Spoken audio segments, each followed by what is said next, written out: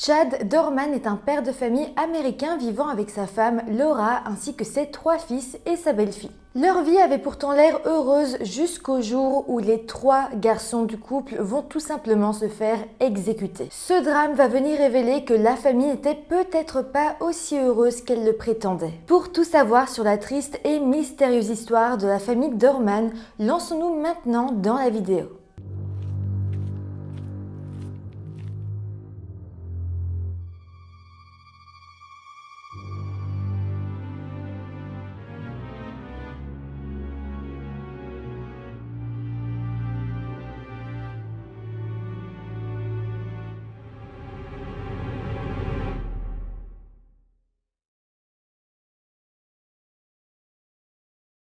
Hello tout le monde, j'espère que vous allez bien. Aujourd'hui, je vous reviens avec quand même un fait d'actualité, si on peut dire ça. Ça s'est passé en juin 2023, donc il y a assez peu de temps. C'est en fait l'un d'entre vous qui m'a envoyé un lien vers cette histoire qui m'a extrêmement touchée. J'avais envie d'en parler, même si évidemment le procès n'a pas encore eu lieu, mais vous allez voir, on sait vraiment beaucoup de choses sur ce qu'il s'est passé. Avant de commencer la vidéo, j'ai le plaisir de vous dire que cette vidéo est sponsorisée par Oli.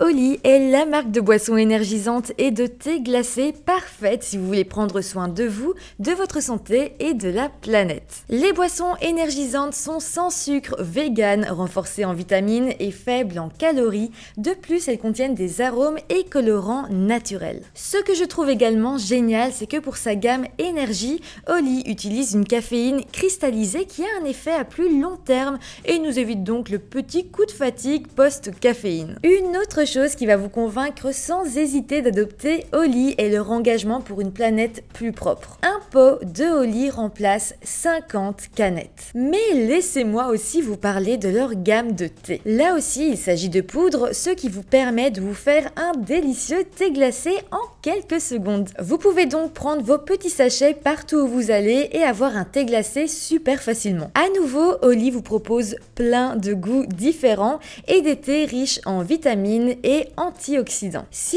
vous êtes indécis, n'hésitez pas à commander leur pack découverte et si vous commandez leur starter pack, vous aurez en plus une jolie gourde en verre comme la mienne. N'hésitez pas à aller faire un tour sur le site en barre de description et profitez dès maintenant de 5 € de réduction sur votre première commande avec le code Phenixia5 et avec le code Phenixia, vous aurez également 10% de réduction sur toutes les autres commandes. Aussi, les boissons sont livrables absolument partout dans le monde. Donc voilà, n'hésitez pas à aller en barre de description pour cliquer sur le petit lien pour me soutenir, pour soutenir Oli. N'hésitez pas non plus à aller faire un tour sur leur page Instagram qui est vraiment chouette, qui est bien active.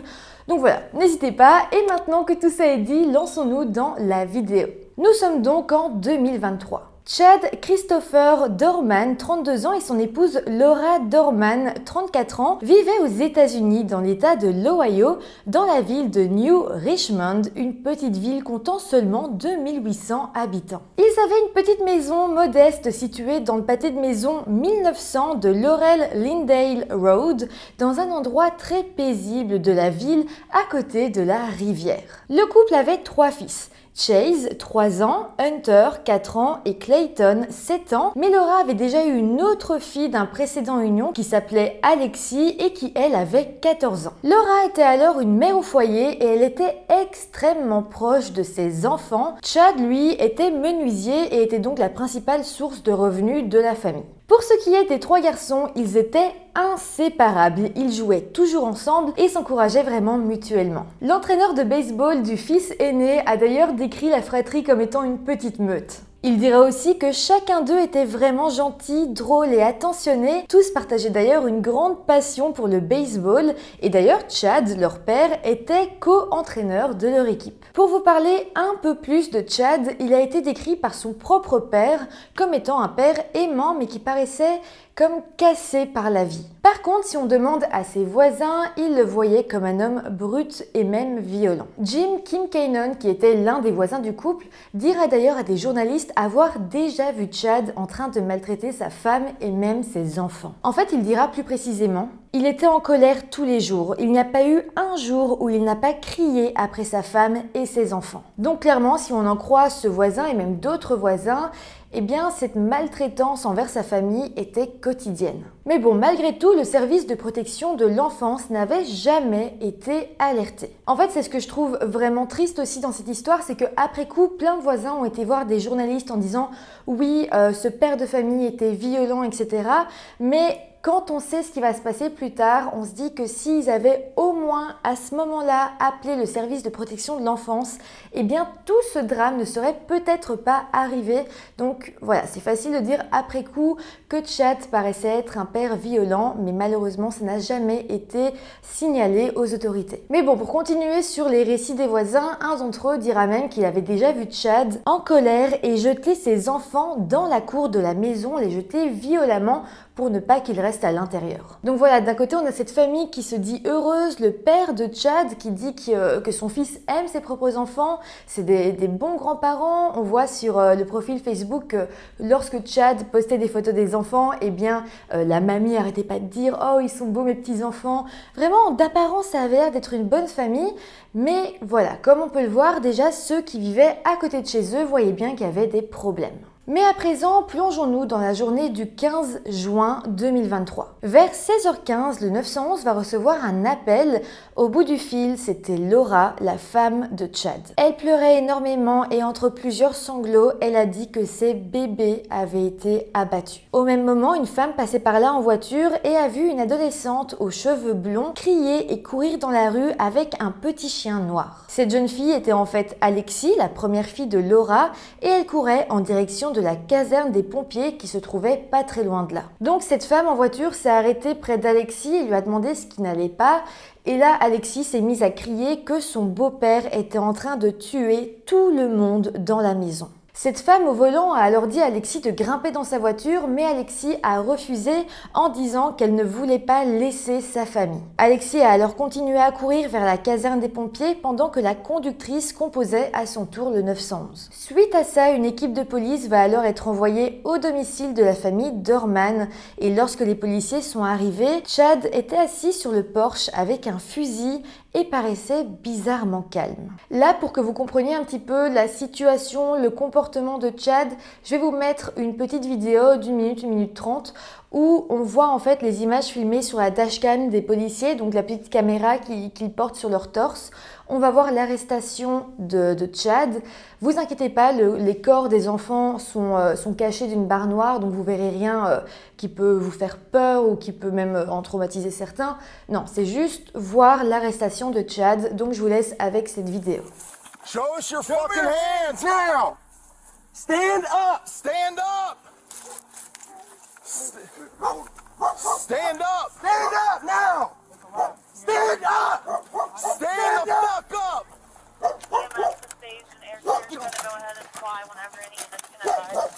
Get your hands up here. Not Caliber 21. It's in there. There's guys who confirm that there's people that need first aid, and that's the shooter. He's not confirmed. What are you doing, man? Hey, pretty copy on there. Can I roll over? I ain't gonna hurt you. I ain't gonna hurt nobody. You got anything on you? No, I ain't got nothing, man. Phone, that's it. I ain't mad. I ain't nothing. Just make sure that dog don't come out. I don't think he'll bite you. Just don't reach for him and try to grab him and pet him. All right. He won't bite you. What's going on, man? Nothing. Can I stand up? It's kind of uncomfortable. I'm gonna I get ain't you gonna here do in a nothing. I ain't second. running away. You can do whatever you want with me.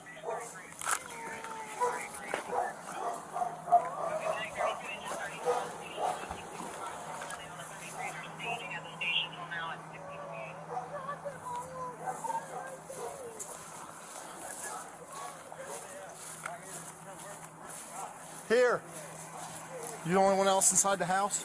What? You the only one else inside the house? Yeah. Sit down right here. My daughter, she ran over to the fire department. Sit down. It's my stepdaughter. Put him in the cage.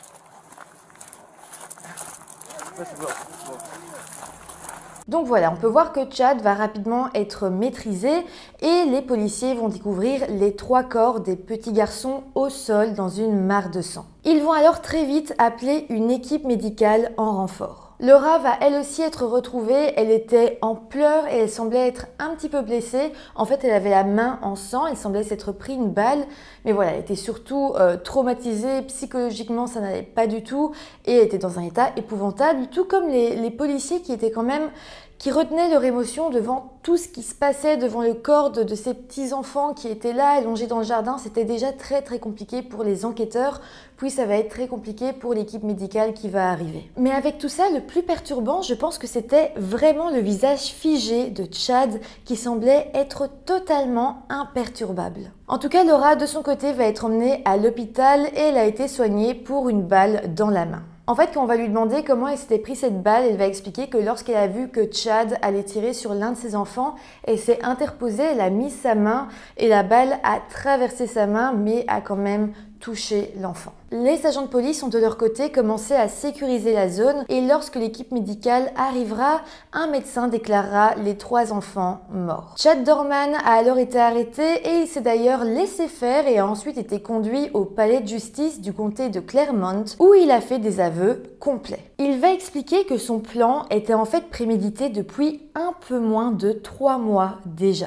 Il expliquera donc que vers 16 h ce jour-là, il avait aligné ses 3 enfants dans la cour arrière de la maison et s'était armé de son fusil, un fusil Marlin modèle HC 22 mm, une arme souvent utilisée pour chasser les écureuils ou d'autres petits animaux, arme qu'il s'était donc procurée quelques mois auparavant. Ensuite, Chad expliquera qu'une fois ses enfants alignés, il les avait exécutés un par un. Il avait commencé à tirer et c'est là donc que Laura était arrivée, qu'elle s'était interposée et qu'il lui avait tiré dans la main. Il dira également que l'un de ses fils en avait profité pour s'enfuir dans un champ voisin mais qu'il l'avait traqué et l'avait ramené chez eux avant de le tuer à son tour. Je le reprécise, mais ses enfants n'avaient que 3, 4 et 7 ans. Après ces aveux, les enquêteurs avaient malgré tout encore beaucoup de questions. Effectivement, Chad dira que son plan avait été préparé, mais il n'en dira pas plus. Les enquêteurs vont alors fouiller les réseaux sociaux de Chad et ils vont se rendre compte que seulement 3 jours avant le drame, Chad avait changé sa photo de profil Facebook et avait alors publié une photo de lui avec ses 3 garçons. Ça aussi, Chad ne l'expliquera pas. Les enquêteurs ont ensuite fouillé le passé de Chad, mais ils ne découvriront aucun casier judiciaire inquiétant,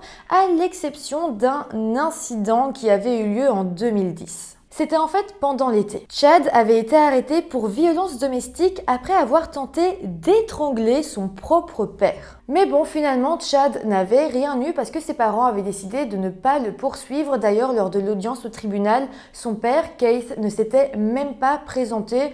Donc clairement, Chad n'avait eu aucun casier judiciaire suite à ça. Et d'ailleurs, quand on demande à son père, Keith, ce qu'il en pensait de tout ce qui s'est passé, il dira que tout ça n'avait été qu'un incident, qu'un malentendu.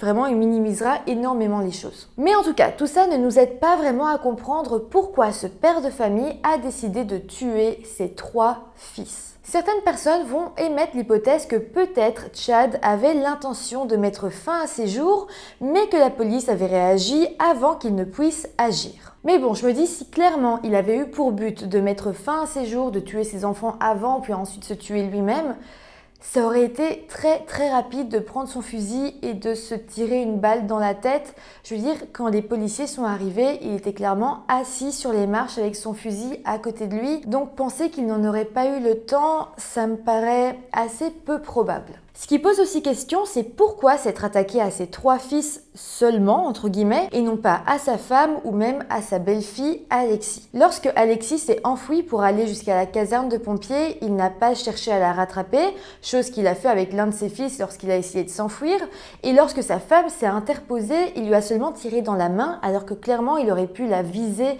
avec son fusil, mais il ne l'a pas fait non plus. Alors peut-être que son plan était en fait surtout de s'en prendre psychologiquement à sa femme, comme s'il avait eu une énorme rage contre elle et que ses enfants étaient devenus une arme pour s'en prendre à elle. La police va alors interroger les parents de Chad pour essayer d'un peu plus le cerner. Son père, Keith Dorman, qui avait à présent 59 ans, dira aux enquêteurs que son fils n'avait aucun antécédent de maladie mentale. Par contre, il dira que Chad avait eu quelques problèmes d'alcool, mais bon, selon les policiers présents le jour du drame, Chad semblait être sobre et il a d'ailleurs confirmé qu'il n'avait pas bu une goutte d'alcool. Alexis, la belle-fille de 14 ans de Chad, va d'ailleurs se confier sur l'alcoolisme de son beau-père. Elle expliquera alors que quelques mois avant le drame, elle avait confronté Chad en disant que s'il continuait à boire autant, eh bien sa mère allait sans doute demander le divorce. En fait, Chad buvait assez souvent et lorsqu'il buvait, il pouvait avoir des comportements violents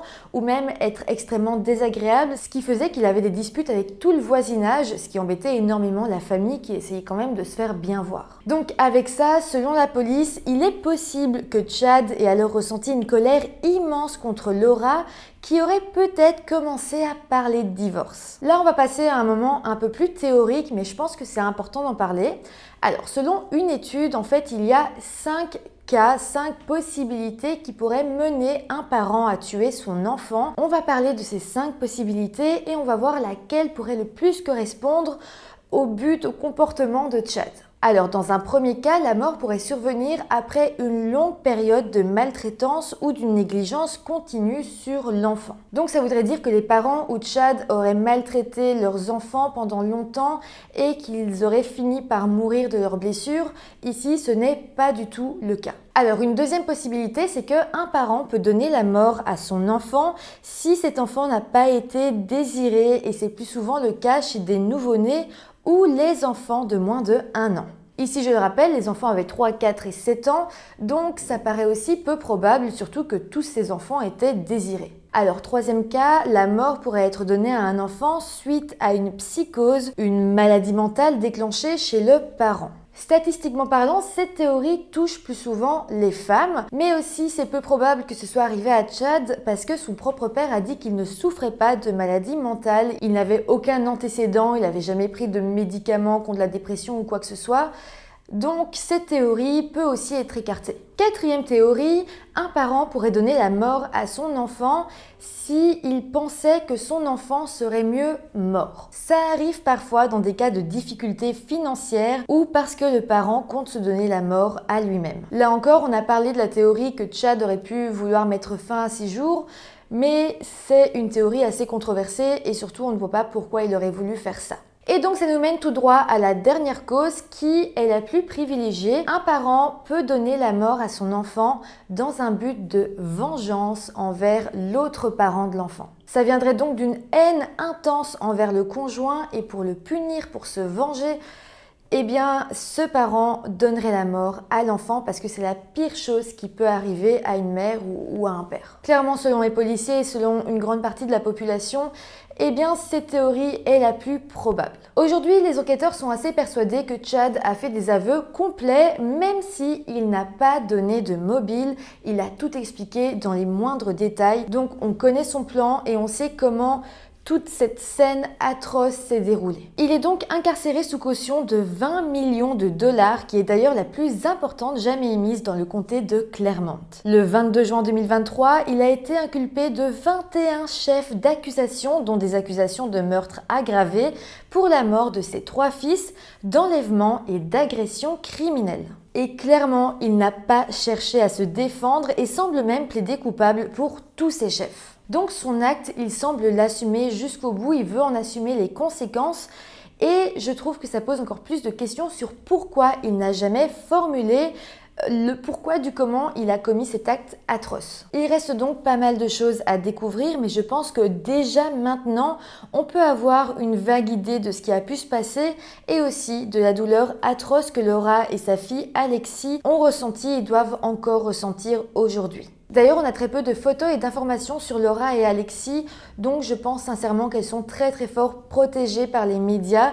Peut-être qu'on en saura un peu plus au procès. D'ailleurs, pour ce qui est de ce procès, il n'est pas encore fixé, mais si Chad est reconnu coupable de ces 3 chefs d'accusation de meurtre, il pourrait très bien être condamné à la peine de mort. Le procureur du comté s'est d'ailleurs rapidement exprimé sur tout ça et a dit « Ce crime est le plus écœurant et le plus horrible que j'ai jamais vu. » Donc je pense sincèrement que Chad sera condamné très sévèrement, mais pour ça on va devoir attendre encore quelques temps. En tout cas, c'est comme ça que se termine cette vidéo. Évidemment, s'il y a des nouvelles, je vous en parlerai, je mettrai soit dans la barre de description, soit je ferai une autre vidéo, qui sait.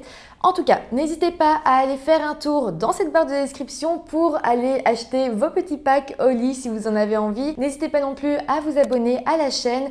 Et moi, je vous dis à très bientôt pour une nouvelle vidéo. Bye!